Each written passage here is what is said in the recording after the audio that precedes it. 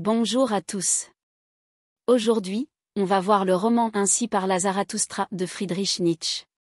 Ainsi parla Zarathustra est l'une des œuvres les plus célèbres de Friedrich Nietzsche, un texte philosophique et poétique publié entre 1883 et 1885. Il s'agit d'une méditation sur des thèmes fondamentaux tels que la condition humaine, la morale, le dépassement de soi et la quête de sens. Le livre se présente sous la forme d'un récit fictif où Zarathustra, un prophète inspiré par Zoroastre, transmet ses idées à l'humanité. Structure et contenu. Le livre est divisé en 4 parties, chacune abordant des concepts philosophiques majeurs. 1. Le départ de Zarathustra et ses premières leçons. Zarathustra, après avoir passé 10 ans dans la solitude sur une montagne, décide de descendre parmi les hommes pour partager sa sagesse. Il proclame plusieurs idées centrales.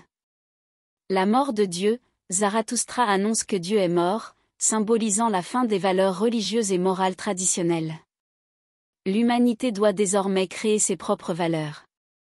Le surhomme, Übermensch, l'homme est une étape intermédiaire entre l'animal et le surhomme, un être supérieur qui transcende ses limites et crée ses propres valeurs. Le mépris de la pitié, Zarathustra rejette la pitié comme un frein à la force créatrice et à l'accomplissement personnel. 2. Le chemin du dépassement de soi.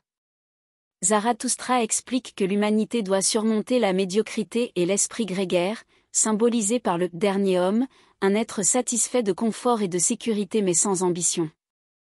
Il introduit l'idée de l'éternel retour, une vision du temps où chaque instant se répète éternellement. Cette idée invite à vivre chaque moment comme s'il devait être revécu pour l'éternité. 3. Les défis du prophète. Zarathustra rencontre divers personnages symbolisant des obstacles au dépassement de soi. Le prêtre, symbole des anciennes valeurs religieuses. Le savant, limité par une approche trop rationnelle de la vie. Les hommes de pouvoir et les foules, aveuglés par leurs intérêts matériels ou leur conformisme.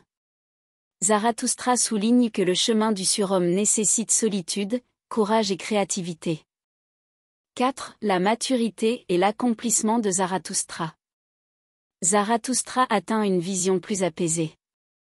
Il accepte les tensions inhérentes à l'existence humaine, comprenant que la vie est un mélange de souffrance et de joie, de création et de destruction. Il se retire à nouveau dans la solitude, confiant que son enseignement portera ses fruits à long terme. Thèmes centraux. 1. La critique des valeurs traditionnelles. Nietzsche rejette la morale chrétienne et les valeurs bourgeoises, qu'il juge déclinantes et oppressives. 2. La création de nouvelles valeurs. L'homme doit devenir l'artisan de son propre destin et inventer des valeurs qui reflètent sa force et son individualité. 3. Le surhomme, idéal philosophique d'un être qui dépasse les limitations humaines et vit pleinement selon ses propres termes. 4. L'éternel retour, une métaphore existentielle incitant à embrasser la vie dans toutes ses dimensions, sans regret ni ressentiment. Style et influence. Le texte mélange prose poétique, aphorismes et dialogue philosophique. Écrit dans un style souvent énigmatique et métaphorique, il a influencé de nombreux penseurs, artistes et écrivains.